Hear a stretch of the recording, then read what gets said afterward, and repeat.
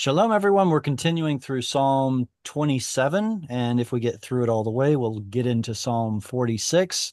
And let's see, we left off at finished verse 4, so we're starting on verse 5, which is right over here. Who would like to start off reading verse 5? I'll go then. Go ahead. כי יצפנני בסוכות ביום רעה,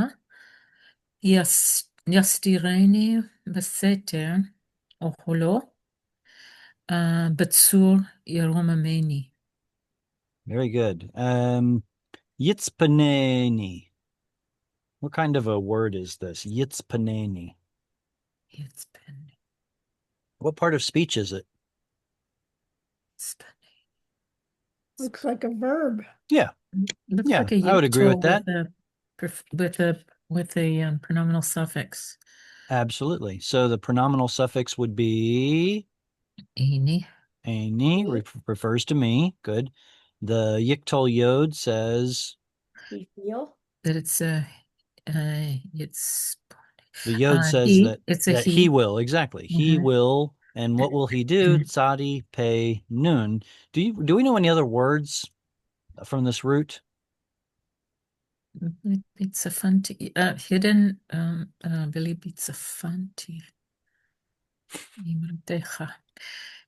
I've hidden your word in my heart, but it's the word same word, I think.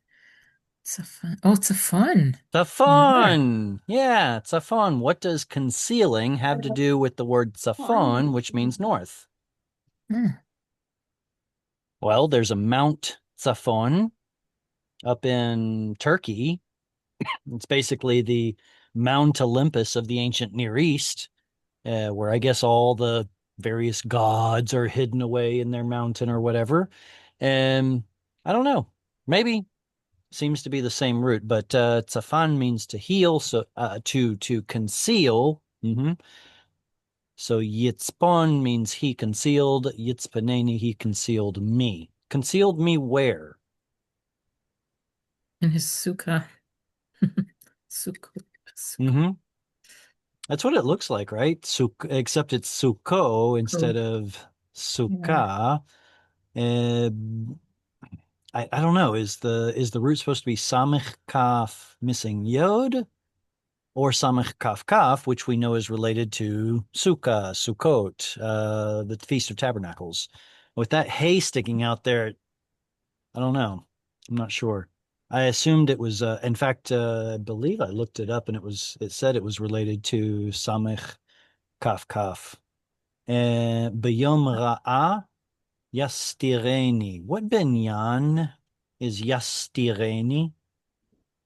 He feel. How do you You know? feel? Patak, Fatah, and the Shava. Okay. Anything else? There's one more clue. The patacha under the yod, Right, that's and one. the chirik under the top. Ah, yes. Okay, so those between Peggy and Cheryl, the patach under the yictol prefix letter, the shva under the first root letter, the chirik or I vowel under the second root letter. That's what we're looking for. So he feel causing seter, hiddenness.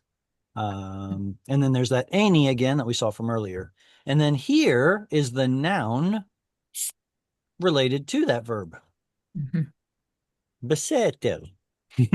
That's not beseder. What's beseder? Beseder is Okay, okay, okay. all right, yeah. But beseter is in the hiding place of oholo. Why is there a reduced kamatz under this hay?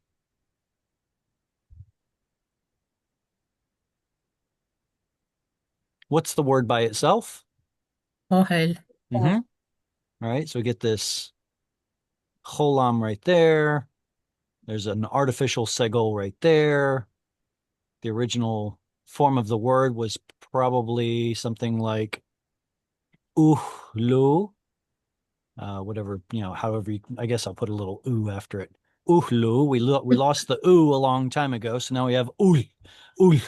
But then again, hey doesn't like shva, So in the suffixed form, it's going to vowel harmonize and get an OU vowel right there.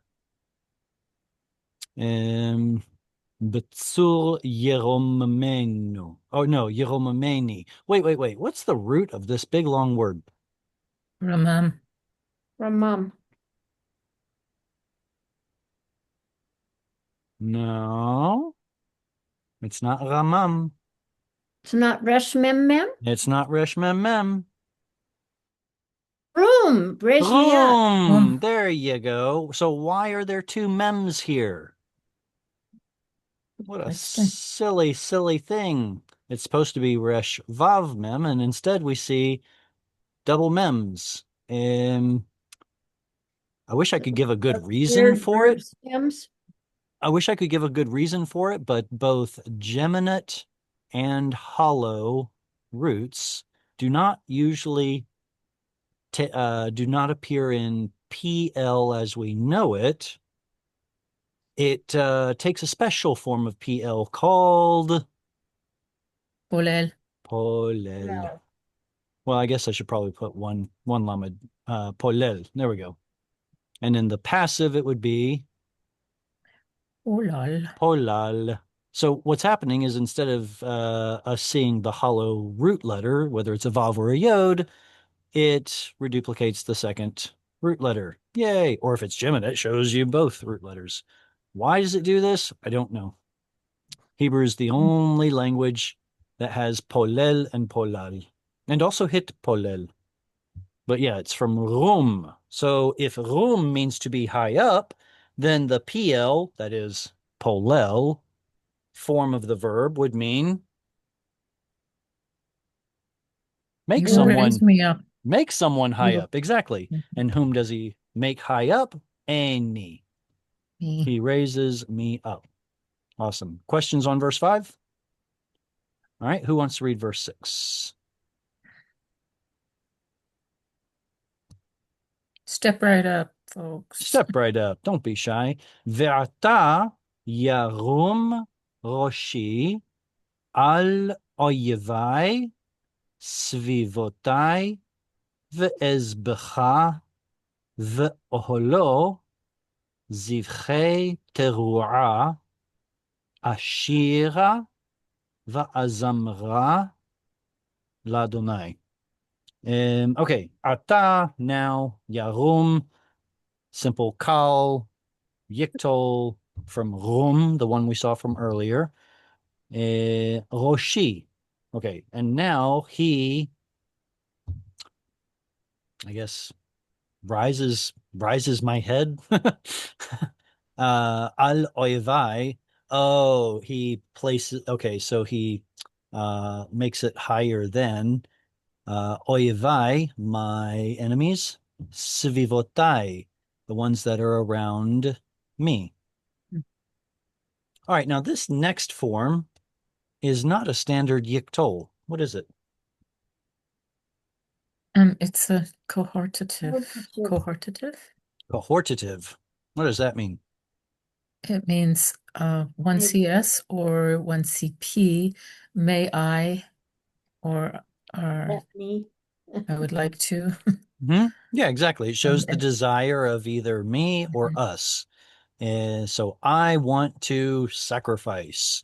We'll see another one down here and another one here. How can you tell that it's cohortative? What are you looking for?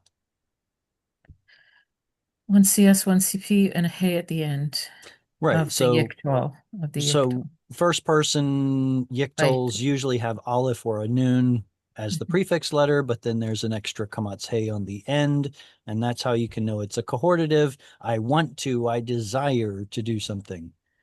And so ezbecha, I desire to sacrifice, bring sacrifice, be'oholo, into his tent, zivchei teruah.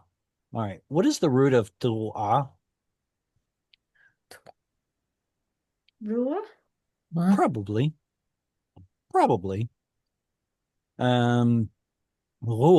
This is not the same as the root ra. This one is bad. Yeah. What is But the root of teruah with the resh vav ayin has to do with shouting, making a loud noise. With the tav at the front and the hey at the end, it turns it into a noun. Kind of like, well, I'm trying to think of another example. I mean, I can think of examples like Torah has a tav at the front, hey at the end. But I don't think that's exactly the same pattern. Teshuvah has the same pattern. Teshuvah. Here's one. Mm-hmm. In modern Tisumat Lev in modern Mhm. Hebrew. Right. Yeah, Somet that's- lev. Very good. Mhm. Somet. Well, hang on a second. Somet. Tisumat Lev. Somet. Hmm. Yeah. I'm wondering why it has an O instead of an U. Maybe it is. I don't know. There is a big discussion about a particular Hebrew word that almost fits this pattern.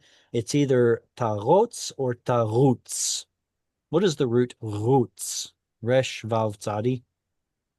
To run. To run. So a tarutz or tarotz is some kind of a race. So in that word, it goes back and forth between tarutz and tarotz. So I wonder if the uo is playing a factor in somat lev. But somet lev is going to be from the root sim, to put. Yeah. So put your heart into it. Somet lev. All right, what else do I desire to do besides bringing sacrifice of joy, joyful shout? Ashira, I want to sing. Va'azamra, which ultimately becomes a synonym for singing, but originally probably has to do with instrumentation. To the Lord. All right. And if there are no questions, who wants to read verse 7? I will. Wait. Eileen, did you have your hand up? Yes. Okay. Elizabeth, do you want verse 8? Sure. All right. And let me scooch this up. And all right, Eileen, you first, and then Elizabeth will get verse 8. Okay. Shema Adonai Koli Ekra Ve'achoni Ve'anani. Mm-hmm. Good. Shema Adonai, hear, O Lord, Koli, to my voice. Ekra, I call out. Ve, you can see Chamatz Katan right there. V'choneni, va'aneni. Both of these are the same verbal form. Actually, this one is too. What form do all three of these words belong to? Vekatal. Imperative. They're all imperative. They're all imperative. So Shema is Kal Binyan, and so it should have been Ti Shema. We lop off the Tav, and we're left with Shema. Listen, hear, hearken. With Aneni, it should have been Ta'ane. We lop off the Tav, and we're left with Ane. And then you put on the suffix ni, which says that, I am the object. So answer me. Now, what's going on with this Kamatz Katan? Vechoneni.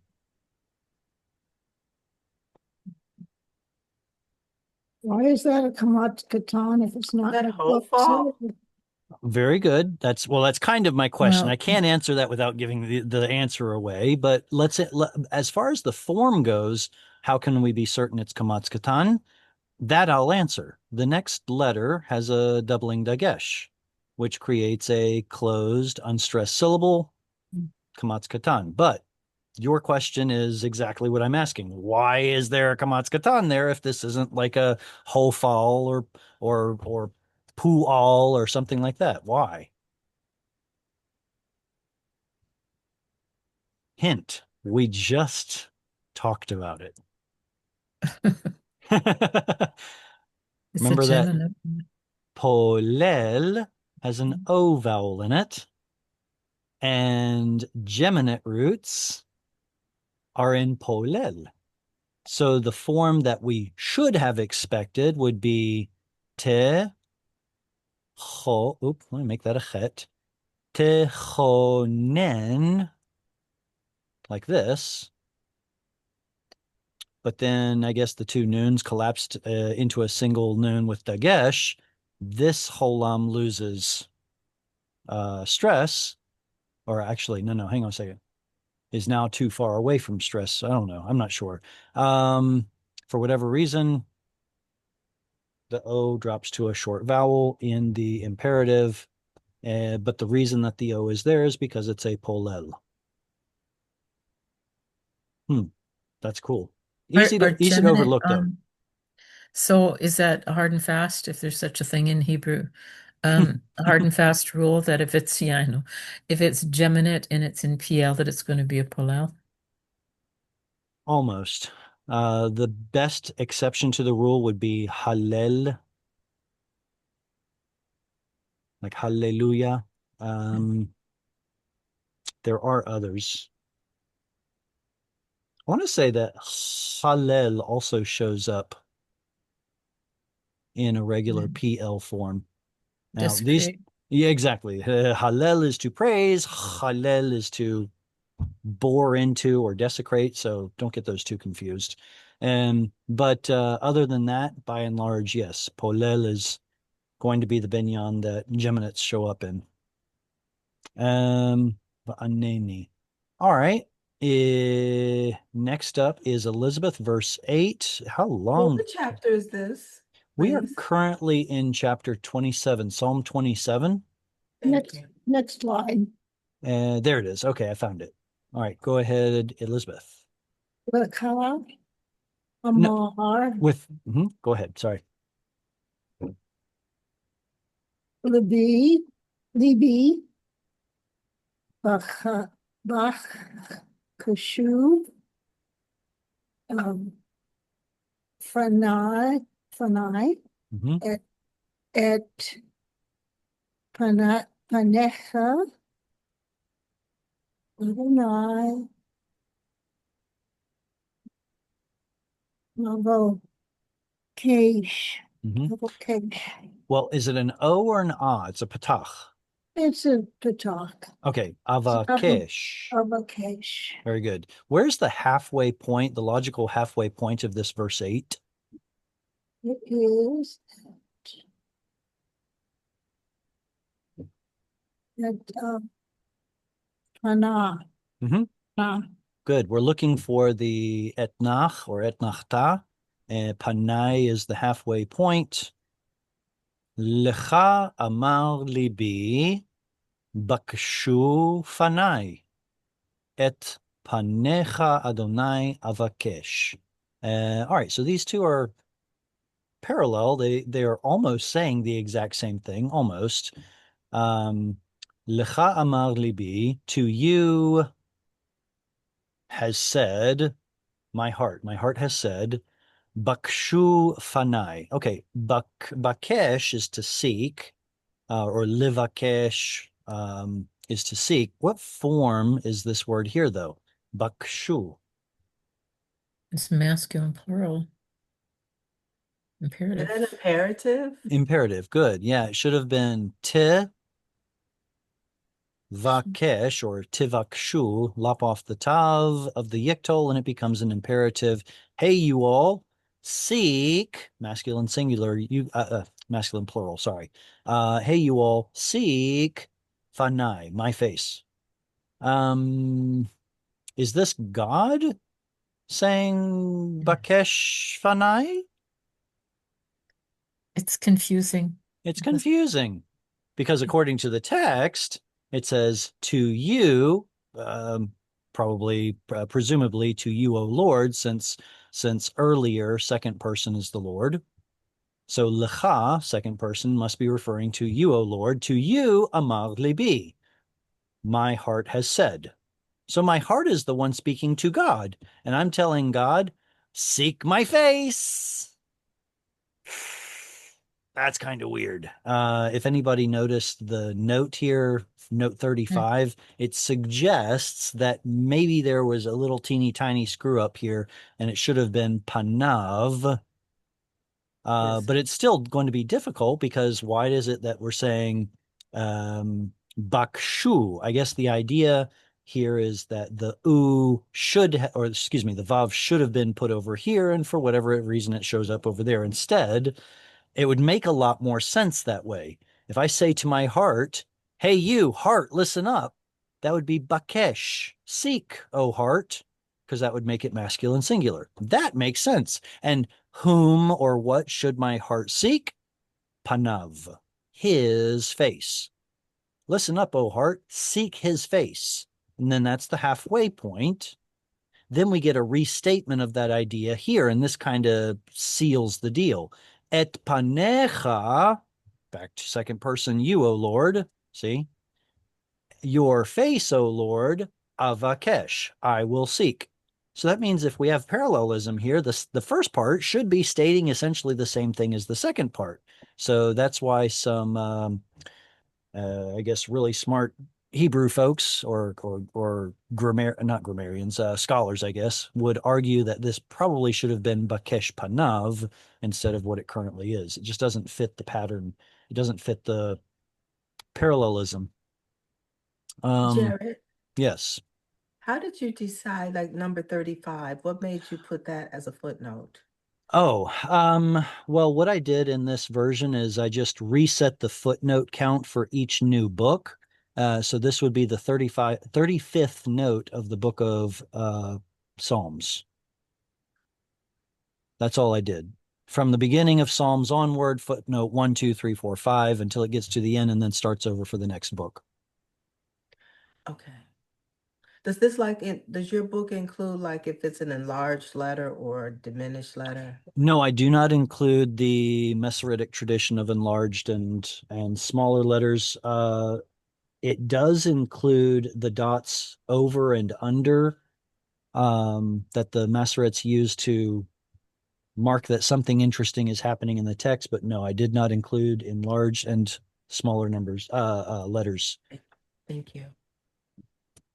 All right, next up is, let's see, verse 9. Where's the end of verse 9? All the way down here. That's a big verse. Who wants a monster verse? Well, I mean, it's 2 and change lines long. I'll read Go it. ahead. Oh, okay. I saw Peggy's hand and I saw Tuesday. Oh, I heard Tuesday. Peggy. Tuesday. Go ahead and read it, and then Peggy, I'll give you the next one. Al taster panecha mimeni al tat be'af avdecha ezrati hayita al titisheni ve'al ta'azveni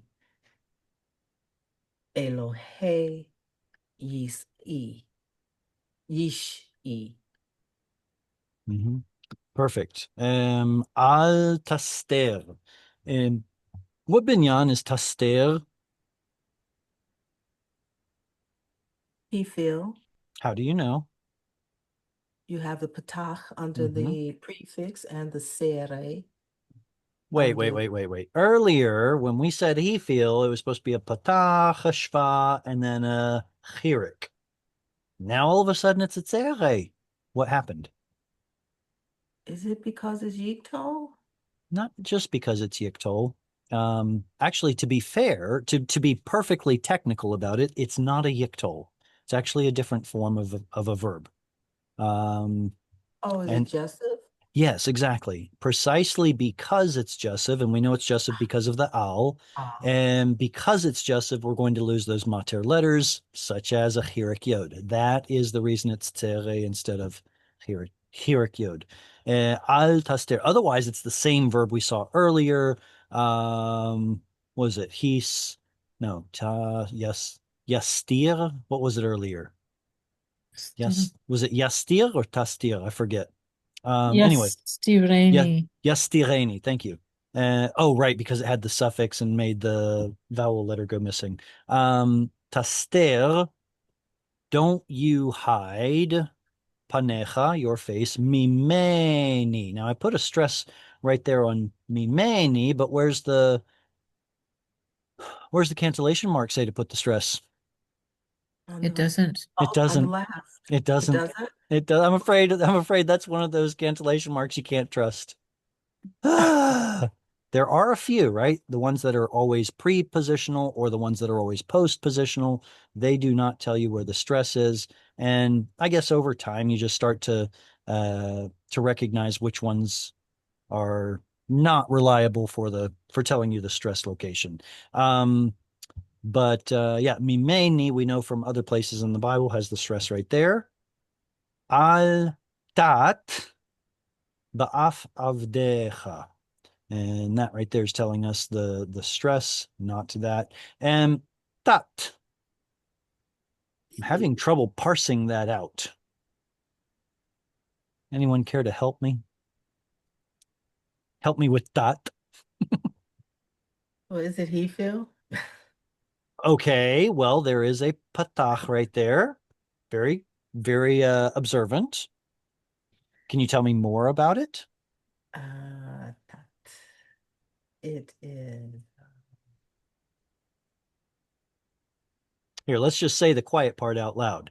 There's some letters Yiko. missing, It's right? Yiko. How many letters are missing? If that Two. tav is a yiktol, Ah, if that tav is a yiktol, then that means we only have one measly root letter. But back to that technical point from earlier, is this actually a yiktol? it's a Joseph. It's another Joseph, yeah. Where you find one, it's like deer. When you see one, you know there's a whole herd of them. And so here we have an owl over there. Here we have an owl over there. There's another one, and all of a sudden you see 17 deer crossing the road. And anyway, so it is also Joseph. So we expect what to go missing? Noon. Well, not noon. Well, you're not noon. Okay, not necessarily because it's a Joseph does the noon go missing. Noons can also go missing in nouns and yiktols and other forms.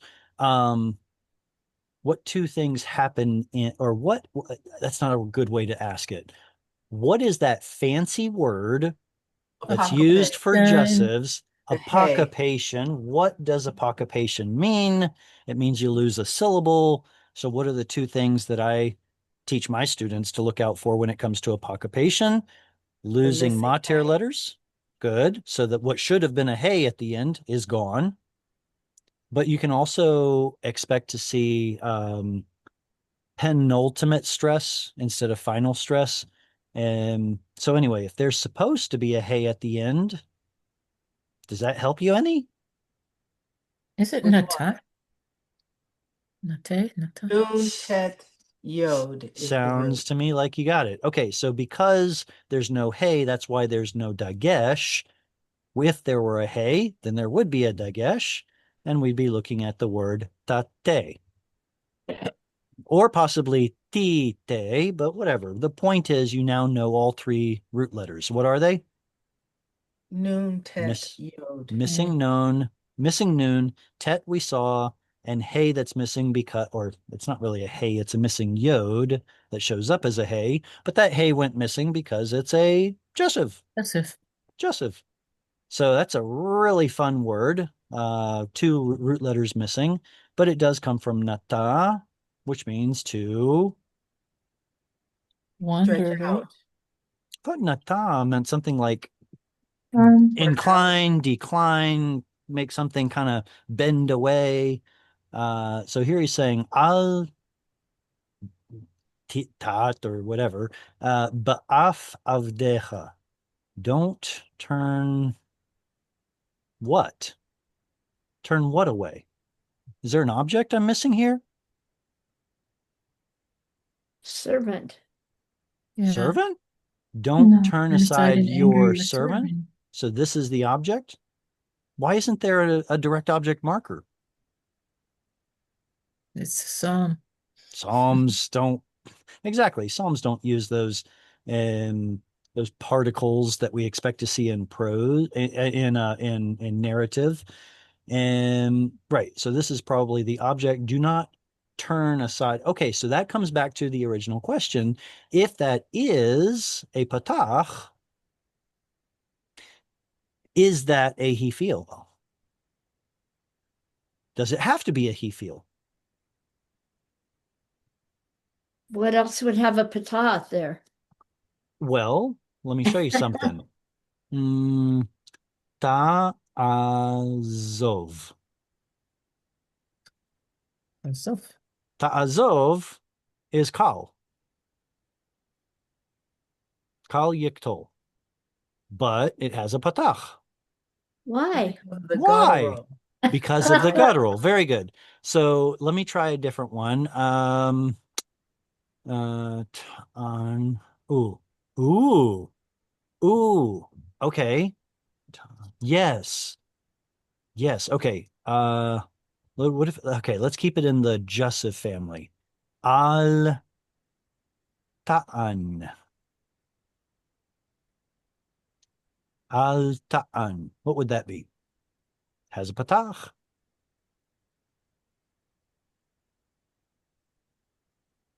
So is that a call again? It is, but let's hash it out. What binyan or what root are we looking at in a word like in yeah, al ta'an. Ane. Right, ane is to answer. Even the word ta'ane would have a patach under the tav for the same reason that ta'azov does.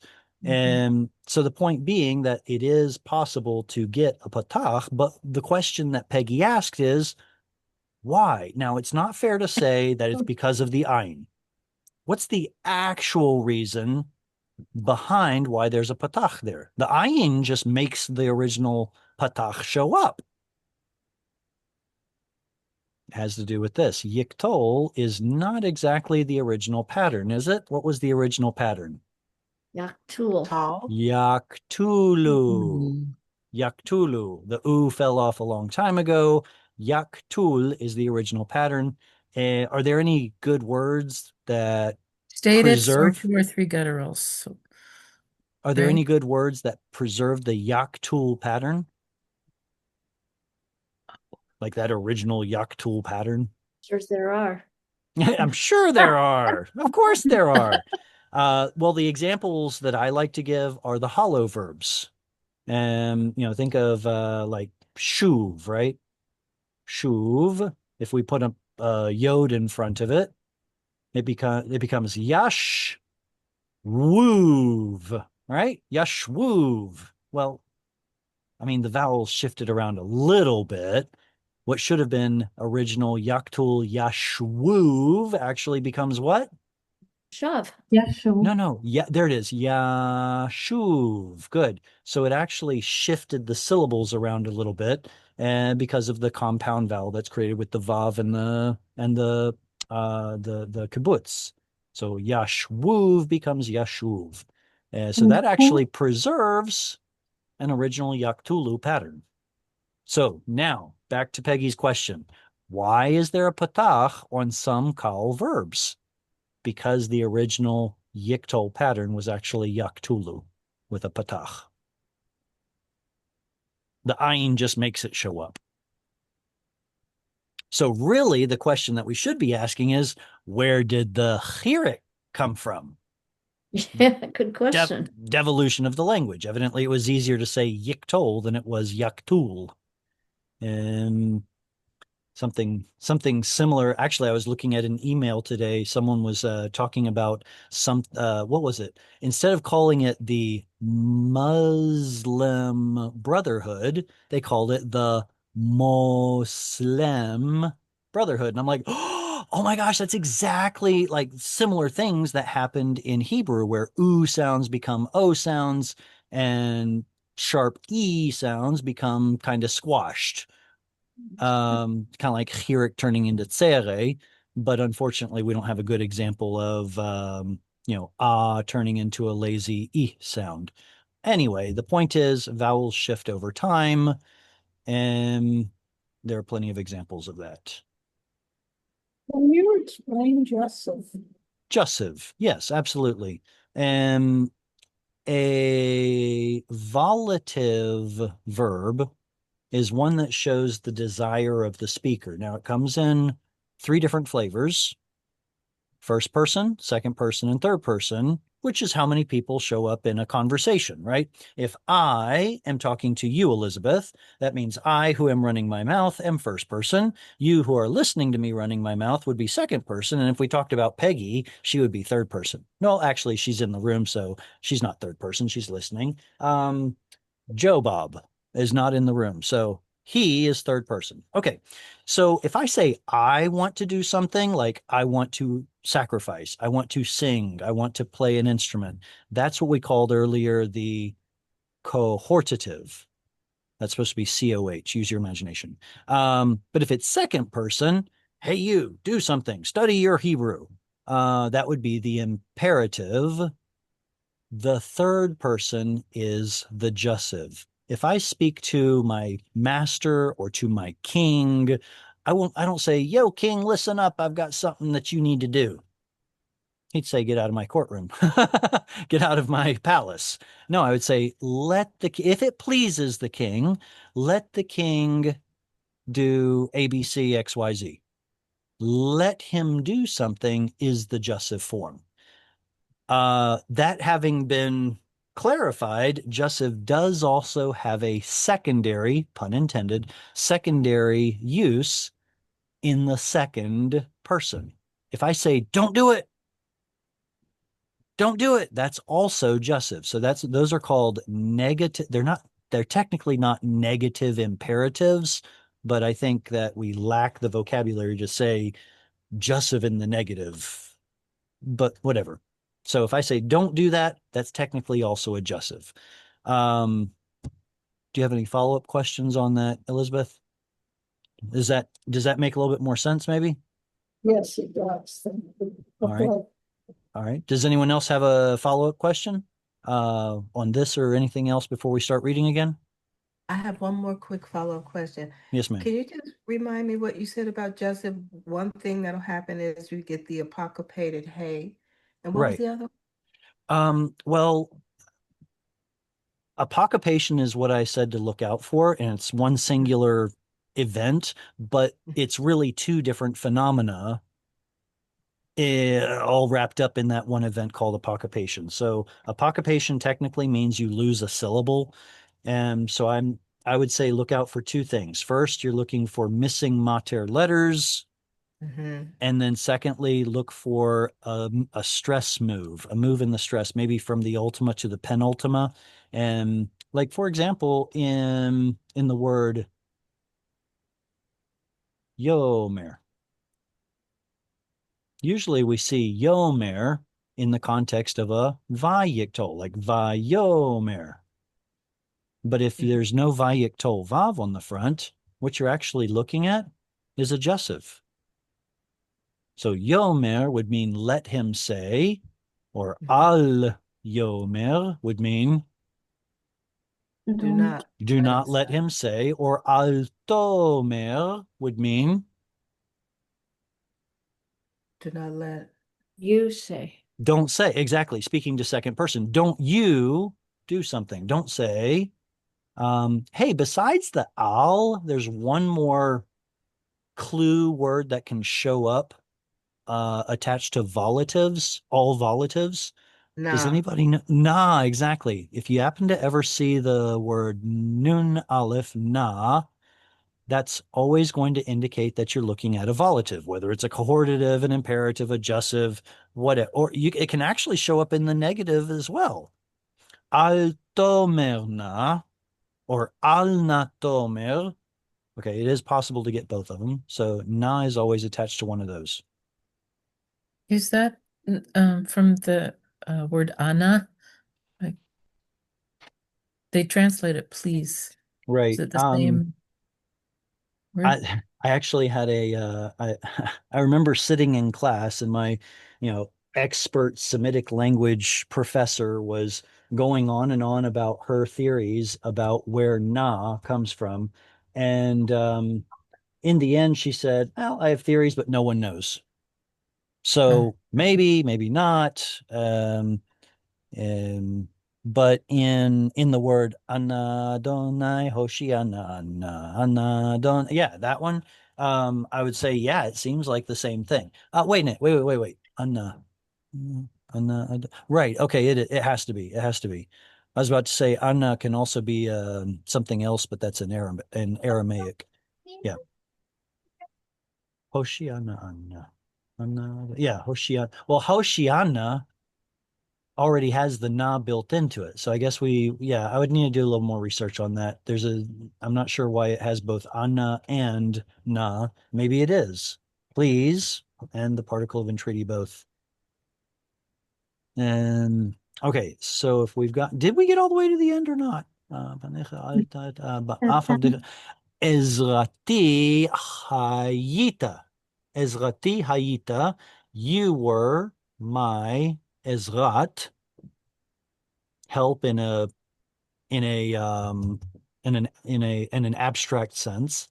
Al titsheni, this is Joseph because of the al. What's the root? Ooh. Nun tet sheen. Natash, to abandon. And then the ani is the suffix. And then here we get azav, don't forsake or leave or abandon me. Elohei yish'i. Is this a Segalit? Yeshua is, isn't it? Yeshua. Well, okay, there's the name Ata. Yeshua, and then there's the noun Yeshua. Neither of them is a Segalit. A Segalit usually has penultimate stress. In the absolute form, this would be Yesha.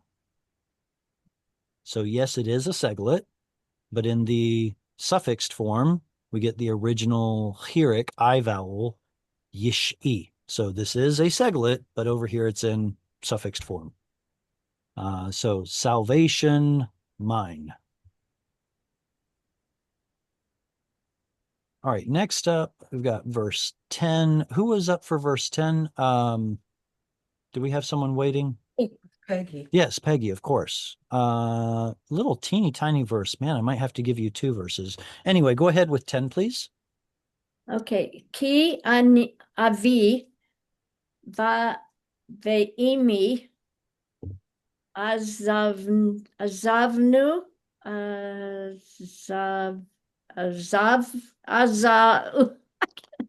You got it. You got it. Take your time. azavuni That's right. azavuni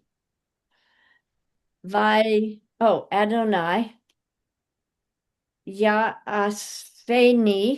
Right. And that's already the end of the verse.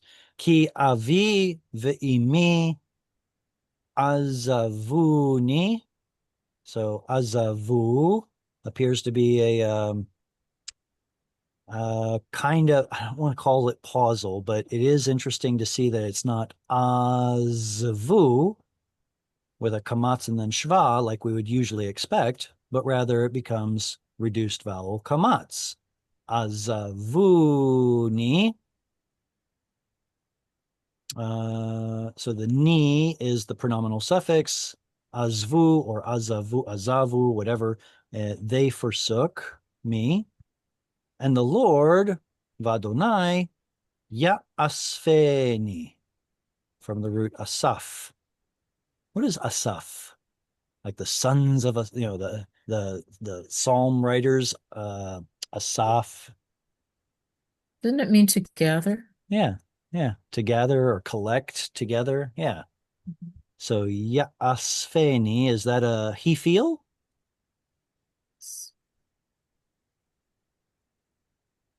Yeah. Yes. I figured you guys were going to be more gun shy before Oh, really? jumping on a he feel. We would expect a reduced patach here because of the guttural, ya'a, and that is coming from the yak tool pattern. So this is actually a kal binyan. If it were he feel, then there should have been a, let's see, I guess there should have been a chirik or a tzere under the samech. So this is a plain old Kal Yiktol Mm. Asaf. and from Asaf. Mm. All right. The next verse, we're probably going to have to, straddle the page here. And maybe I'll tell you what, maybe I'll do this one just because it's a little difficult to straddle the page. Well, kind of. And then we'll move over to verse 12. Verse 11 starts there, ends here. Horeni Adonai darkecha uncheni beorach mishor למען shorerai. And horeni. Mhm. Man, Yara. seems like a really common root. Belongs to a really common word. What word is it that we know from this root? Torah. Right. Torah, which comes from, as you just said, Yara. Yod Resh Yod. It is probably originally Vav Resh Yod, but that turns into Yod Resh. And if you look it up in the dictionary, it will be a hey. Yara, to point and shoot an arrow. What? What does shooting an arrow have to do with teaching me? You learn faster when someone's shooting an arrow. No. What does it have to do? What did you say, Peggy? Hitting the mark?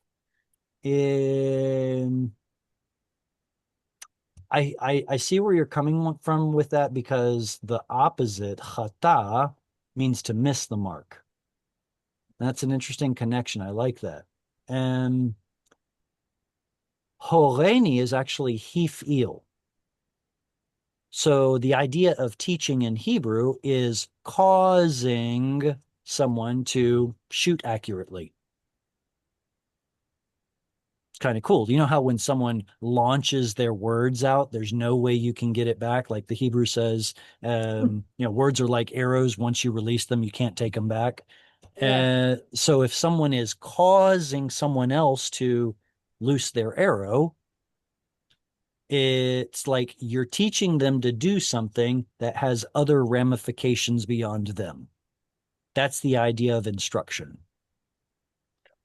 So now the teacher becomes, somewhat or indirectly responsible for what the student does, because teacher's the one that taught him. And so, question? Yeah, what would the infinitive construct be with the lamed? Or really? Because it has a missing third root letter yod, it's going to have an ot on the end.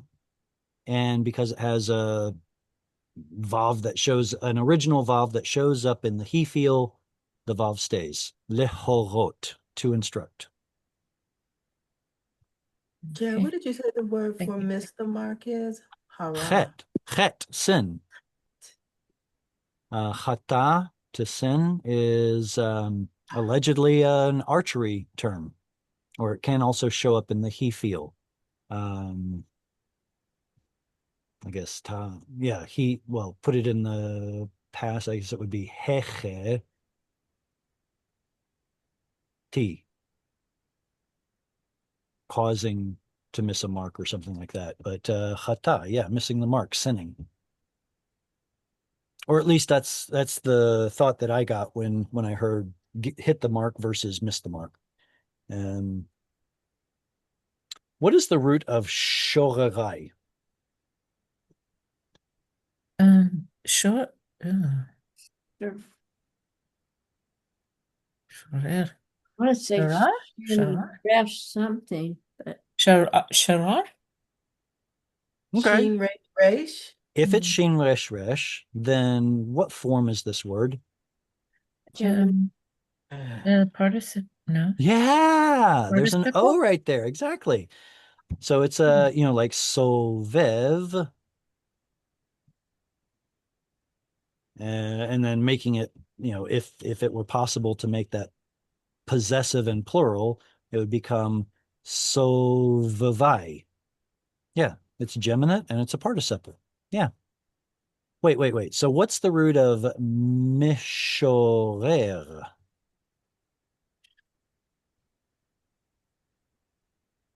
Same. Same. Here. But is that a participle? No, that's part of the pattern. That's Technically, it is a participle, just a different binyan. This is a Yeah. PL, no, polel participle. So meshorer, which means we have two options for this root. Either it could be shin resh resh, but in context that doesn't fit. What else could it be? Shin Yod Resh. Yeah, it could be shin missing vav or yod resh. So shir, what does shir mean? sing. Song. Yeah, Sing so song. the mishorerim or mishorere, whatever, of the temple, the Levites that make lots of singing, you're going to see that root, or so you're going to see that participle referring to those who sing. Okay, so what's the root of mishor?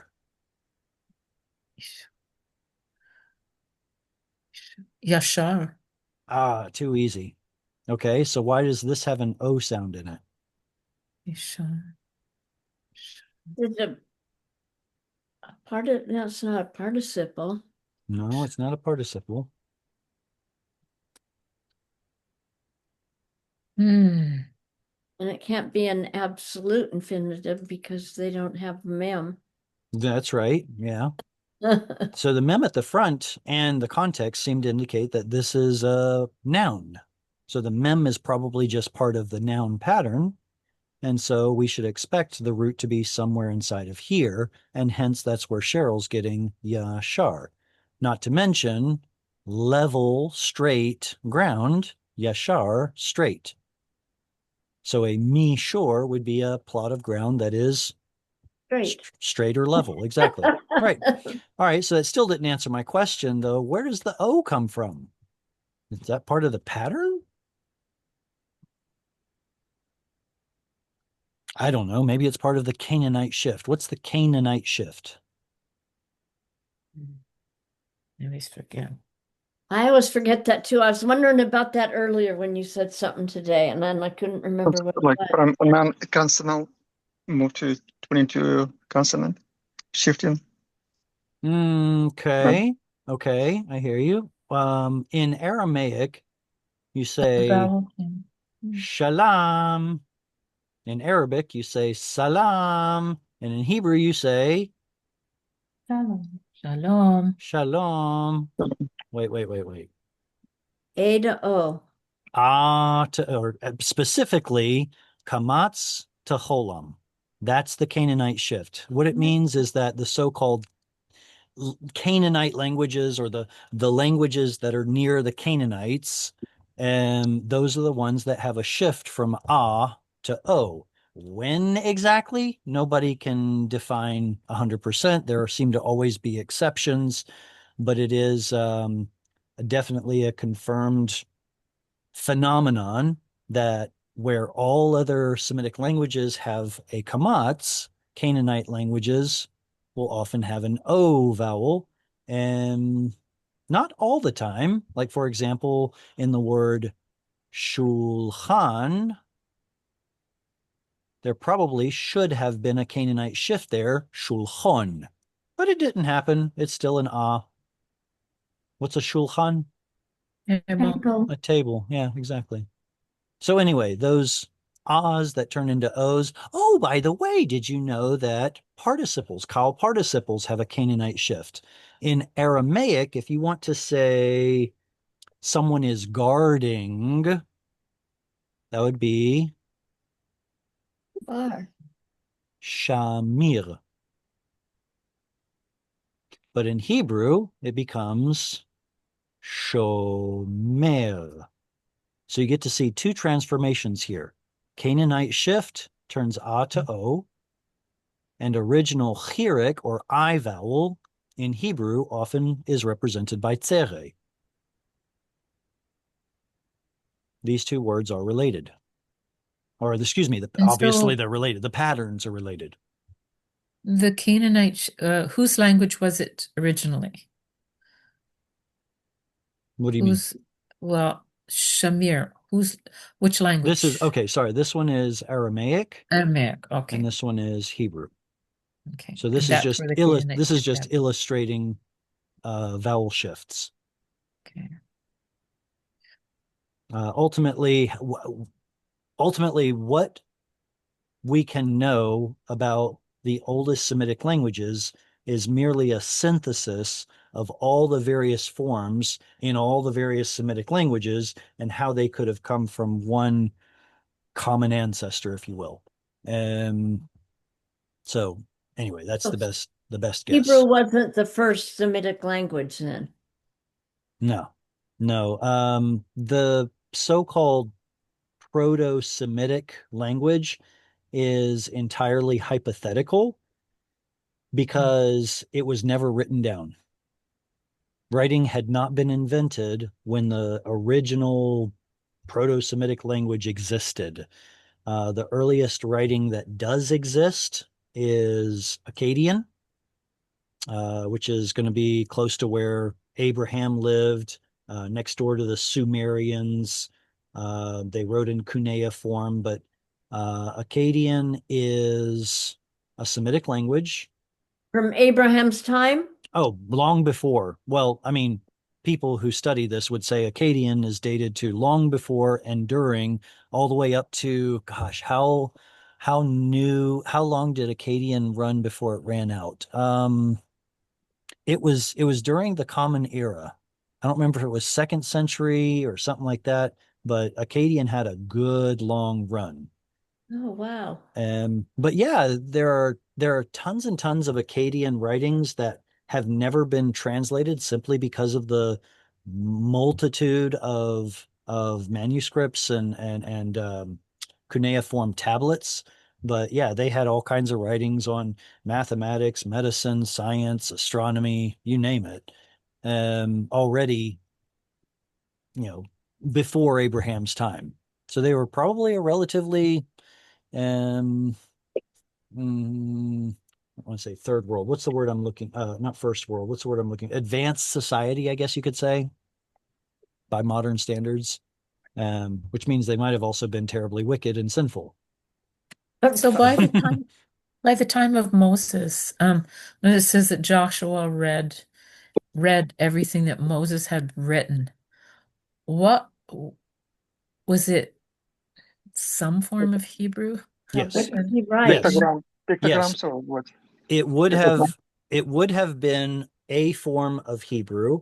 It would have been Hebrew because, man, you got me on the spot here. I'm sorry. No. I love it. I just wish I had perfect answers. I think what I'm trying to do right now is remember what the experts would say and try to keep that separate from my own theories.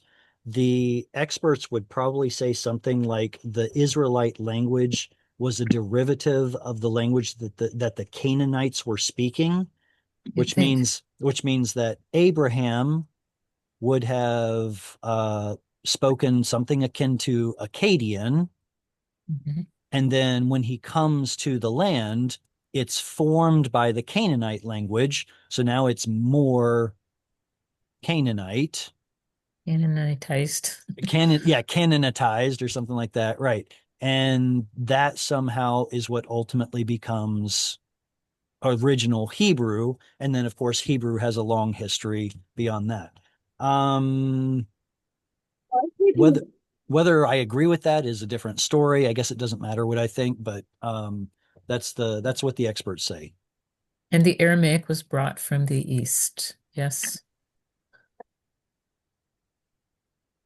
From where Oh man, 70 years. that's a complicated question. So the Arameans actually started out around Syria and then went east when they conquered the Neo-Babylonian Empire. I'm sorry, the Babylonian Empire. So they end up east, and then that's when it becomes the what is it called, imperial Aramaic, when the Babylonian Empire really is at its peak. Then Aramaic is the language of the world. And that is the reason why Jews coming back from the Babylonian exile all the way into New Testament times are speaking Aramaic. Mhm. So This interesting. is But they approximately. came from Babylon, like Queen Esther time. Esther was Oh, afterward. that's Esther, after, like right. Ezra. So That think, time. no, Ezra was also afterward. Think Ezekiel and Daniel. Um, let's see, late Jeremiah, definitely Ezekiel, depending on one's perspective of Daniel. That could very well be part of Babylon, but then there are some scholars that try to put Daniel all the way into um, Uh, uh, a later time. What is it? It's after the Greek period. What was that? Anyway, let's just say Hellenistic period or something like that. Anyway, Anatoly, what were you asking? Yeah, I was asking just approximately. This is Babylonian when capture was 586 before Common Era. That's what. That's right. That's the And super. approximately what, for 70 years, and then the Persian came empire after Persian, I guess, Greek. Right. So Greek empire. Yeah. that's the super important date, 586 BC. That's the Yes. official Temple number was for the destroyed. Babylonian exile. That was the There were first capture, right? The Well, first right. There one. were multiple captures. Exactly. I was under the impression that 586 was actually when the destruction of the temple took place, and that there was an exile that took place before this. I hope I'm not getting my wires crossed here, but there are multiple exile groups, and then there was a date for the destruction of the temple. If we wanted to, we could actually, you know what, we should probably go ahead and, since we're talking about timelines, let's move this. Yeah, just for curiosity. And Wasn't Daniel taken in 605 BC? oh, Daniel, it's a time with It's a good question. 586. Daniel would have been among the exiles, but I don't know exactly what date it was. I'm sorry, I don't remember. Um, okay, so the Babylonian exile was 580, or excuse me, destruction of the temple is 586. Yeah. What happened in 722? So like over 100 years earlier. What happened? What happened? That was the Assyrian. That was the Oh, Assyrian. The northern Assyrians taking the tribes. northern tribes into exile. So that was another exile from the Assyrians. Okay, so that had already happened. Then we get the Babylonian exile, and then roughly 70 years later, probably Yeah, not exactly, but let's just call it nominally yeah, 70 69, years, something. we get the return from Babylon. Now the Medes and the Persians are in charge. That's the story of Esther. That's the story of Ezra and Nehemiah. And then later on, what is it? 168 BC is when the not the Macedonians. What am I looking for? Maccabees. Right. I'm thinking about not Maccabees. the Ptolemaic. Antiochus Epiphanes. Yeah, I'm trying to remember what Greeks they were. They were starts with an S. Anyway, So, yeah, yeah, yeah, whatever it was. It's essentially some kind of Was Greeks. it the Scythians? Scythians? I don't think so. No, Mm. I'm having Now, trouble remembering. 168 is the date Antiochus Right. just Antiochus Epiphanes consecrated comes the in and temple. desecrates the temple. And then in 165, that's when the Maccabees finally shoved the Greeks back out. Um, and then from there on, you have Hasmonean rule. Hasmonean comes from the name Shimon from Simon Maccabee. So that's the Maccabean or Hasmonean dynasty. And then later on, gosh, what was it? Maybe 68 BC, I think. There was some sort of a feud between the Hasmoneans and a different Jewish sect. And the other Jewish sect called in Rome to mediate. And then from there, Rome now has control of the land of Israel up until after the destruction of the temple in 70 AD. And then later, the Bar Kokhba uprising revolt, which was which was stomped in 135 AD. Is that when Masad happened? Masada was 68, I believe. That was the time of the destruction of It was the just before, I thought it was just before the destruction of the temple. It was 68 is also the time that the Qumran community dispelled. Man, was it 68 or 70?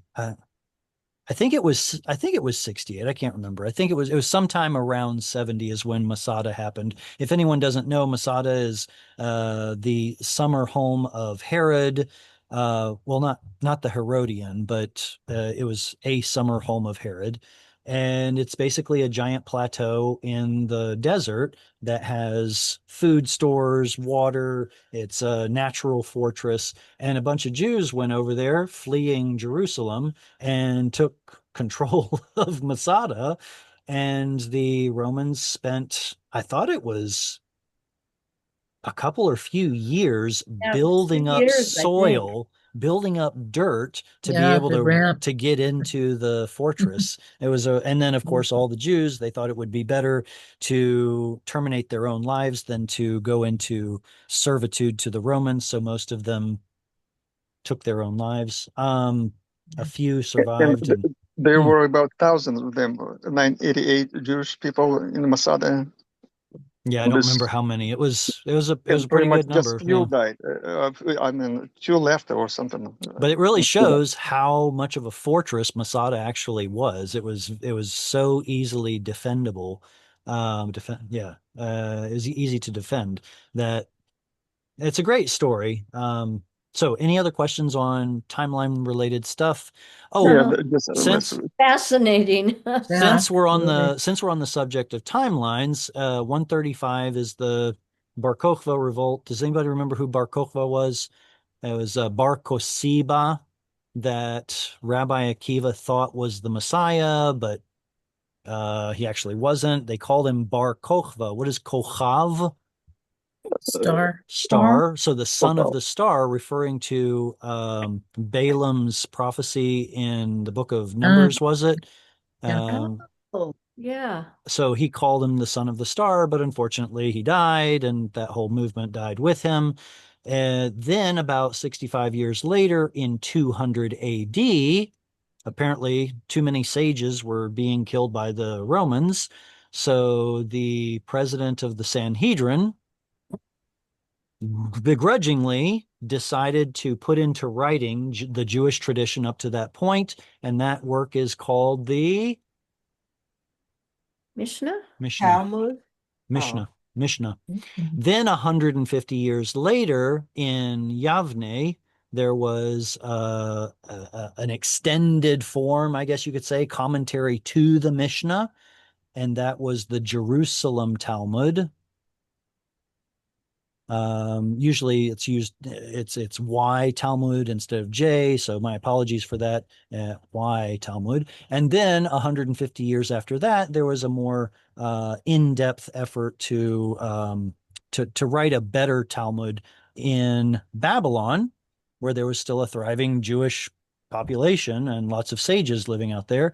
So in 500, that's when we get the Babylonian, with the lowercase b, Babylonian Talmud. And this is the one that is, if there are ever any differences between the Jerusalem and the Babylonian Talmud has greater authority in practical Jewish law.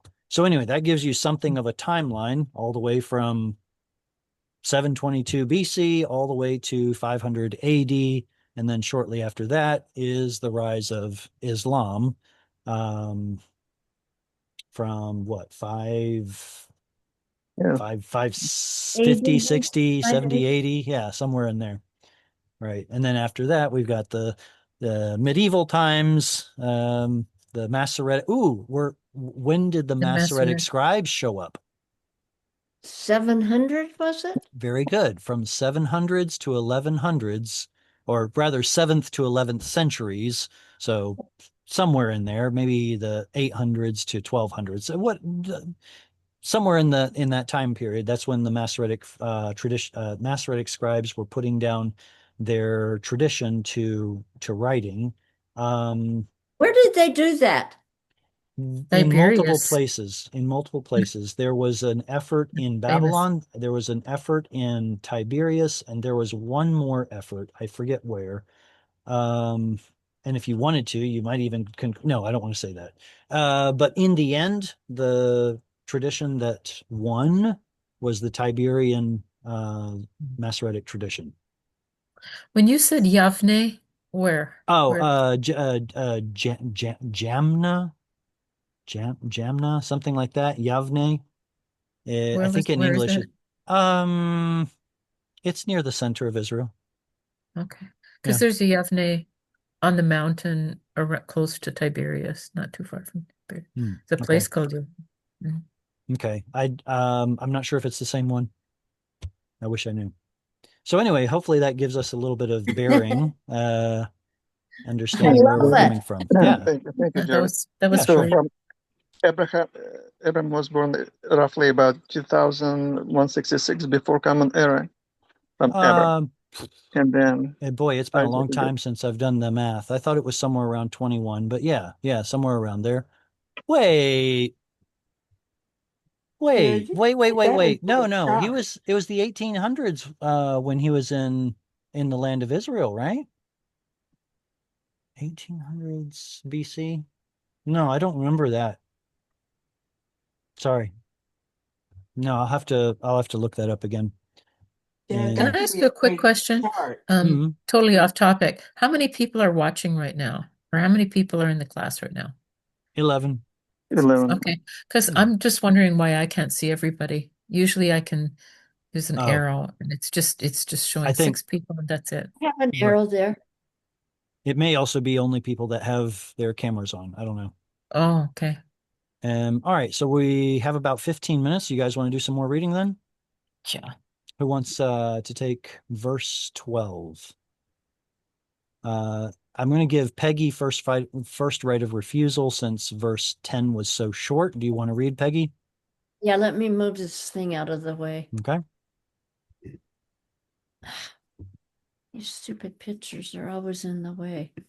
Okay. Al titneni be nefesh sarah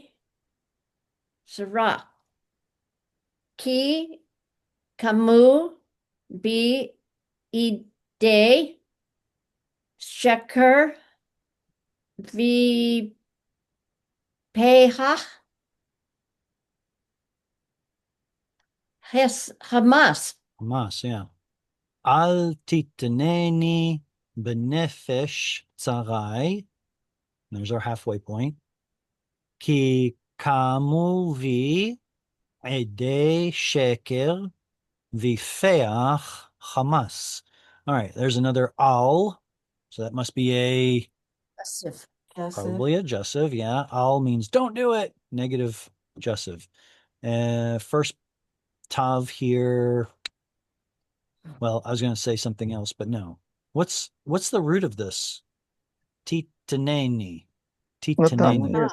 Natan. Fun. Yeah, very good. So we have a strong dagesh in the second tav, which indicates the missing nun. So Natan is the root. Tav is the yiktol letter. Ani is the suffix. So you right. gave, or you give me, or don't, please don't give me, benefesh tzarai. Does nefesh mean desire? So, It could be. person, It means flesh, throat. Yeah. Originally, it probably means throat, but by extension, one's being, the sum of one's being. But let's see, don't give in the nefesh of my opponents. So don't give me into the whatever that is. So desire seems to be a pretty good translation in context, but properly nefesh is one's entire being. Ki kamuvi, because they arose at me. Ede sheker, an ed is a witness. Here it's in the plural and construct. Witnesses of sheker. Vifeach Hamas. Okay, I think you probably know what Hamas is. Well, What is the root of vifeach? I thought it meant to breathe out. Kefa. Exactly. It is. So this is probably better translated as something like the ones breathing out violence. They're just exuding violence. Ooh. Anatoly, I looked over here in one of my resources about timelines, and what I show over here is that Abraham's time period, according to this, was about 22 to 1970. What was it? Someone mentioned 1948 BC as being some eventful date in the life of Moses, in the life of Abraham, and that's memorable because of 1948 in the Common Era. I wonder if this number. Yeah, it's almost 1948 when Israel became a country. I see. 1948, Abraham was born? No. Abraham would be born beforehand. Actually, you know what? Let me see if I can actually. Anyway, before I get too sidetracked, I just wanted to clarify that depending on the timing of the Exodus, I guess. No, you know what? I'm not going to say that. I'm not going to say that. Okay. So I'm going to open this up and see if I can get a timeline. Yeah, this is from Dr. Google or the source Well, you're no, looking at? the source that I'm looking at is different. Let me see if I can expand it. Clear screen. See if I can move it open. There's probably tiny font for you guys. Isn't there like a 300-year discrepancy between different Jewish timelines or Masoretic or something? I think what you're asking is about the number of years since creation. There appears to be about a 250-year discrepancy between what Jewish timeline says was year one of creation and what probably was actually year one of creation. So right now in Israel, you say that the year is 5,700 and help me out. Is it 85 or 86? Where are we at? 86, right? 86. I think so. So the theory then goes that it's been 5,786 years since Adam was created. And, is that accurate? Let's see, 5,000. Yes, it is 5,786. Is that accurate? No, there's good reason to believe that it's probably 250 more years than that, give or take. How do we know that? Because both the Septuagint and the Samaritan Pentateuch have vastly different dates and ages in the Genesis genealogies than the Masoretic text does. So that means if both of these have rather long numbers and this one has a lot shorter numbers, it means that's probably the one that got meddled with. And so not even Septuagint and Samaritan Pentateuch agree with each other, but they are vastly longer time periods in the Genesis genealogies than the Masoretic text is. Okay, so what I was looking at here while you were reading, I'm sorry, was, let's see, the timeline of Abraham 1 shows, I wonder if it actually, does it say birth of Abraham somewhere? Yeah, I guess so. I guess it would say that the birth of Abraham must have been somewhere around 2165, this pink line. Right here it says Abraham 2165 to 1990 BC, 175 years old, and shows a bunch of other stuff happening around his life. And then, here we go. Timeline part 2 for Abraham. Unfortunately, we don't have a birth certificate. Those would be nice to have. We don't have a birth city? Did you say Birth births? certificate. Oh, yeah. It Yeah. will be helpful. It's a relatively late invention, birth certificates. Let's see. Here's, yeah, his traveling to Egypt, I guess, and then coming back. Here's where he has Ishmael. There's where he has Isaac. And then there's the end of his life right there. Okay, so according to this timeline, yeah, 2165 to 1990. So that doesn't even reach 1948. Let's see where 1948 takes us. I guess that would be. Had he ever met Noah? Because the time frame from this chart looks like Noah was alive. Now that's a great question. Was Noah alive, or perhaps Shem? Was Shem alive during the lifespan of Abraham? According to the Masoretic text, Shem was alive during Abraham's time. In fact, in Judaism, Melchizedek is identified as Shem, the son of Noah. Really? Unfortunately, in the Septuagint and Samaritan Pentateuch, Shem died a long time before Abraham was born.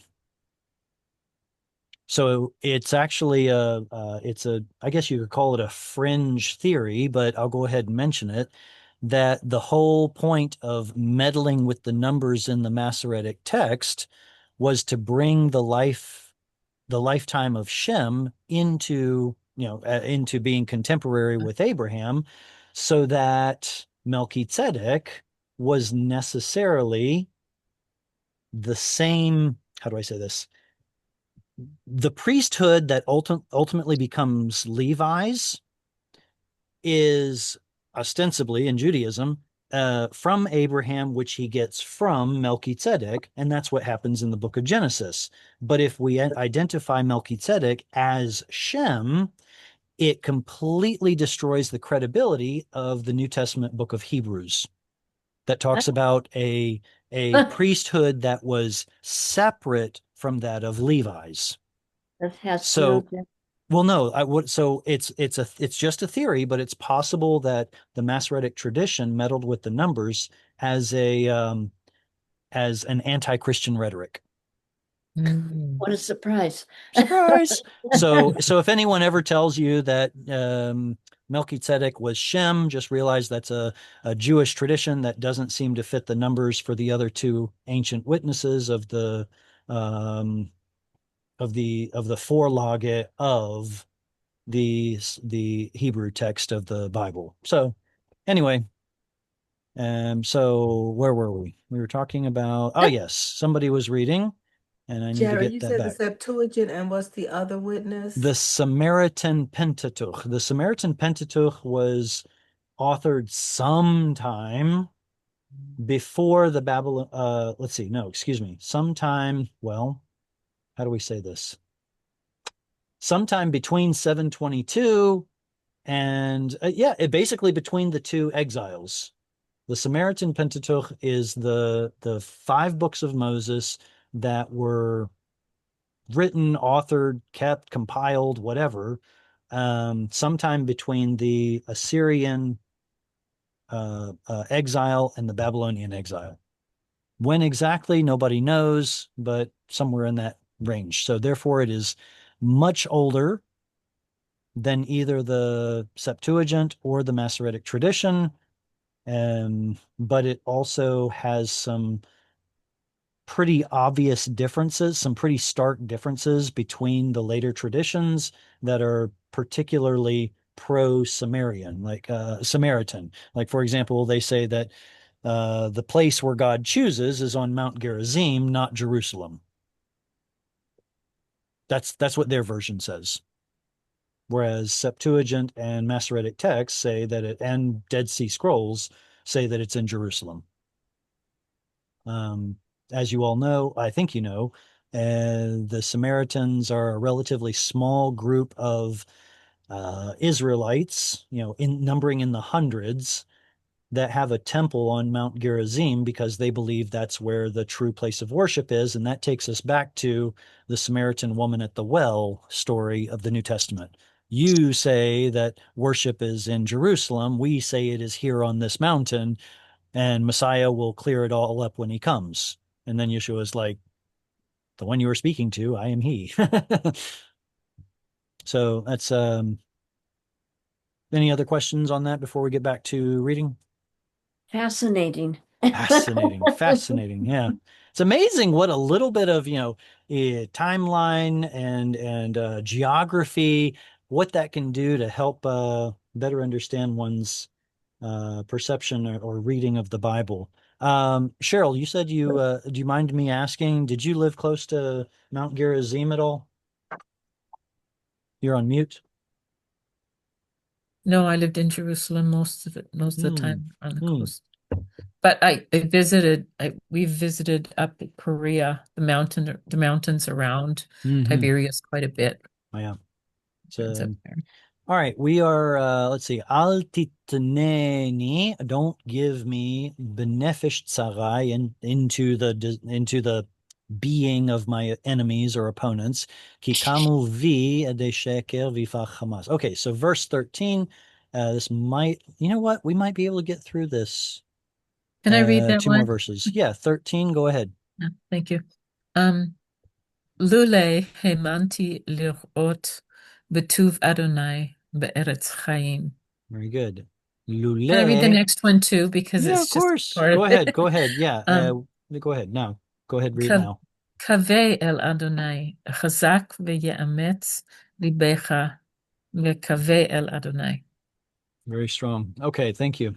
Lule is probably related to the word lo, but it's a hypothetical. If not, lule he'emanti, if I had not believed, lirot betuv Adonai, to look at the goodness of the Lord, be'eretz chayim, in the land of the living, kaveh el Adonai, wait or hope or expect, or this is the root from which we get the word tikva, hope.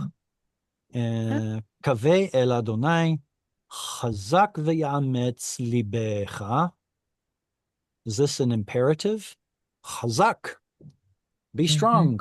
We can see because it's got a reduced vowel there. The yiktol letter is patach instead of cholam because this is a state of being verb.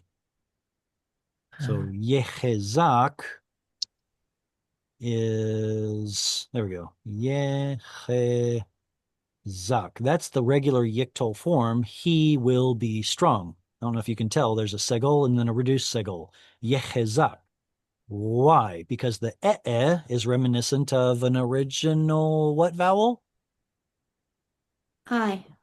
Very good. An I vowel. And then the is here because I just said it. Ooh. No, it's not because it's a state of being verb. Right? So the action verbs are yaktulu, but the state of being verbs are yiktalu. So here's your original I vowel. There's your original A vowel. Because this is stative. I was trying to get ChatGPT to answer me something, and it was clueless, absolutely clueless. You guys, please beware of answers you get from that thing. There is a second there is a second so-called yiktol form, another state of being form, and I'm struggling to remember what it was, but I think it was yaktil. And so if ever you happen to see like a tsere in the second part of a verb, there's a good possibility that it was this. Now, the only one that I can think of off the top of my head is yiten, and that one's not even one for one match, but you see how you have a tsere right there. That's supposed to be pointing back to I said that wrong, didn't I? No. This is stative. Those two are non-stative. That's what it was. Okay, these two are non-stative. Got it. Okay, so yiten belongs to the so-called yaktil, but it turns that into a chirik vowel. Same thing with yeshev, to sit. is a yaktil pattern. Anyway, Yeah. don't get too sidetracked. It's a fairly uncommon form. Okay, anyway, so this is stative. Is that stative? Somehow it sounds Joseph to me.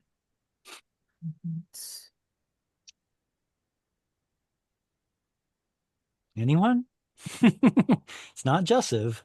It's yeah. Well, Omits actually, I said courage. I said it's not stative, but I probably need to shove my foot in my mouth. And Be if you, courageous, isn't that very good. Okay, so it's a trick question. What I asked is this verb stative? But stative only shows up in kal binyan. Is this kal? No. No, no. Feel. If it Isn't were, then there should have been some sort of an ah vowel over here. If it's stative, it's not. Because of the tzere right there, we're looking at a You feel. he feel. Exactly. So now let me restate the question. In the kal binyan, is this root stative? Yes. Yes, it is.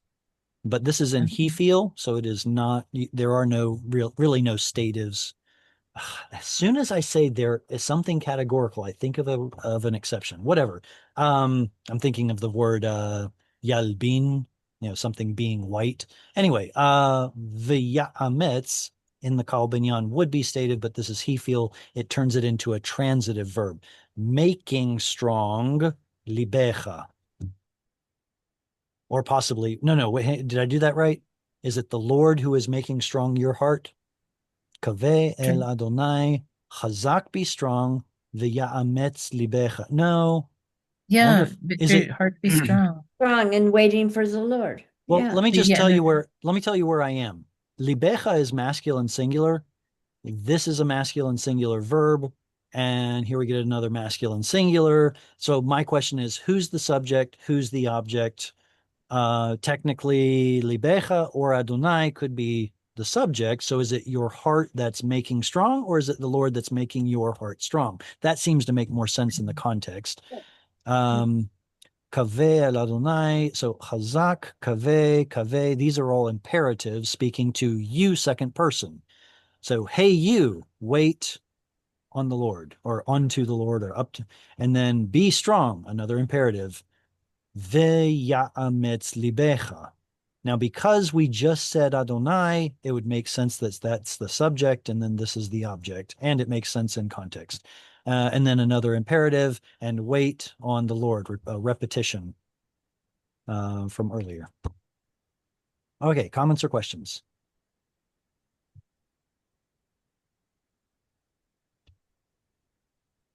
All right. Well, thank you all very much for coming and studying some Hebrew from the Psalms. Let's see, does anybody remember after Psalm, let's see, we just finished 27, right? Yeah. So next time it's going to be 46. 46. And then what's after that? Does anybody remember? What's after 51? 51? All right, I don't know. Oh, you don't know? Well, I have it here, but that doesn't mean it's right. Well, I have nothing. I've got just a sec. I can get it. Yeah, I up. think I've got it too. Here, let me move this. So, let's see. After, Okay, who can get it first? Who can get it first? 51, 46, 51, 46, 51, 32. and then 32. Okay, so 46 and 51, that's for next time. So please read through those. When is Father's Day? 16th June. Isn't it the third Sunday in June? Okay, so I don't have to worry about that for a while. Okay, just making sure. But you want that off, right? Well, look, let me put it this way. I would rather study Hebrew, but my family might do something special. Nice so for you. I have to kind They of might want Dad with them on Father's Day. Maybe. Well, they want Dad with them any day, not just Father's Day. But Yeah, probably all right, so Father's please Day, read 21st, I guess. Father's 21st. Day.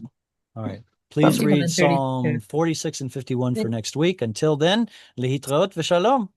Leave it grow. Thank you. Shalom. Lihitraot. Bye. Shalom. Shalom.